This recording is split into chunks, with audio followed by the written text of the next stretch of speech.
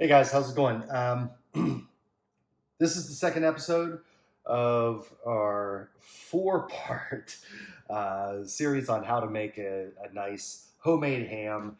And leave it to me. We're going to go 2 episodes into this without even touching a scrap of pork. Today we're going to make some shagbark hickory syrup that we'll use in the glazing and the finishing of the ham.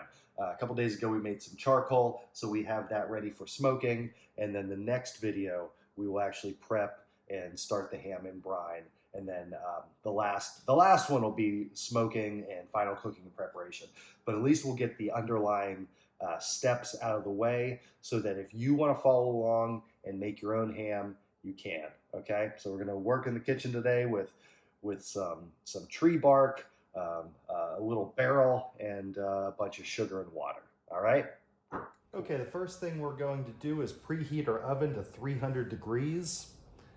We're going to clean and prep our hickory bark and then toast it in the oven so that all of the oils and aromas start flowing through there. It'll smell like vanilla and black pepper. It'll be really delicious. What we need to do first is we're going to go through this bag of hickory bark that we acquired yesterday. What you're going to do is you can use a little brush or a dry sponge or a toothbrush or whatever. We're going to go through, clean this up, and get all the, some of the lichen, if there's any bugs, dirt and stuff like that. Just kind of brush this up to make it clean.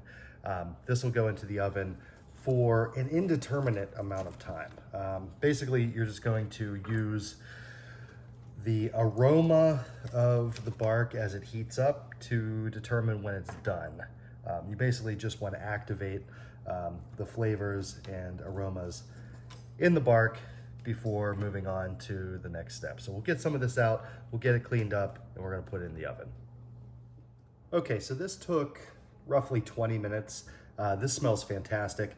The baking sheet is still hot, the bark is hot. I'm gonna let it cool down a little bit, and then basically what I'm gonna do is I'm gonna break it into small pieces and put it into this pot. We'll cover it with water, it might take about a gallon, a little bit more. And once we get that all in there, we're gonna simmer that to essentially make a tea from the bark. And that's the main flavor component of what we're doing here, aside from when we add demerara sugar later. We're essentially gonna make a hickory bark tea and then reduce that down to a simple syrup with demerara. So once these cool a little bit, we'll break them up, get them into the pot. Now that we have our bark in the pot, we've filled that with water, we're gonna bring this to a boil, reduce it to a simmer, and basically just try to impart the color and the flavor of the bark into the water. Like I said, we're basically making a tea. Once we've boiled this for an hour or so, or simmered it, we don't want to run it at a strong boil, simmered it for an hour or so, we'll have a really strong tea that we can then dilute into the simple syrup to create a larger volume of the final product. I am going to turn the exhaust fan on because we don't want to put a lot of humidity into the kitchen, but for right now I have it off so that you can still hear me and understand what's going on.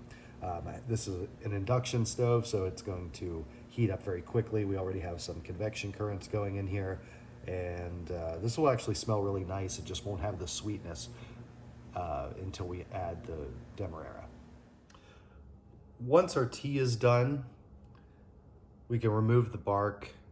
You can strain this through a cheesecloth if you would like to, but once we make our simple syrup, we're going to be putting this into a barrel, and it's going to age for a period of time. It's gonna be cold, it's gonna be out in the barn, it's February, it'll be there 2 months. A lot of the particulates in there are gonna settle out of that, and there's gonna be char and wood debris in the barrel anyway, so it's not like you're adding it into a stainless steel or plastic vessel. So that's not super important. So what we're gonna do is we're gonna add our demerara to the tea that we've created. Now for simple syrup, the recipe is usually equal parts sugar to water. We have a lot of sugar here, but we're gonna add water to dilute this and get all the sugar dissolved and incorporated. Additionally, once this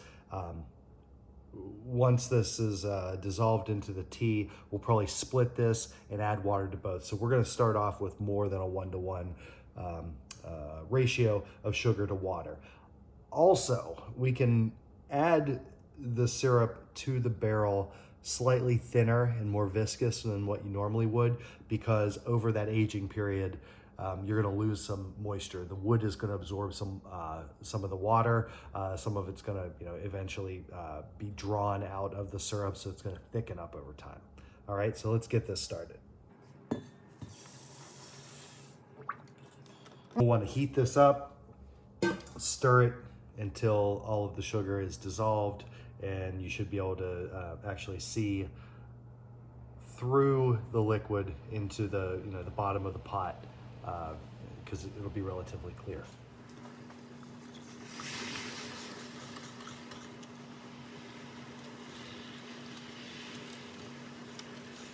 Once you have the sugar dissolved in the tea, you can boil this and reduce it if you want to just use it like this. I mean, I have a barrel that I'm going to put this in to get a nice like oaky bourbon undertone to it.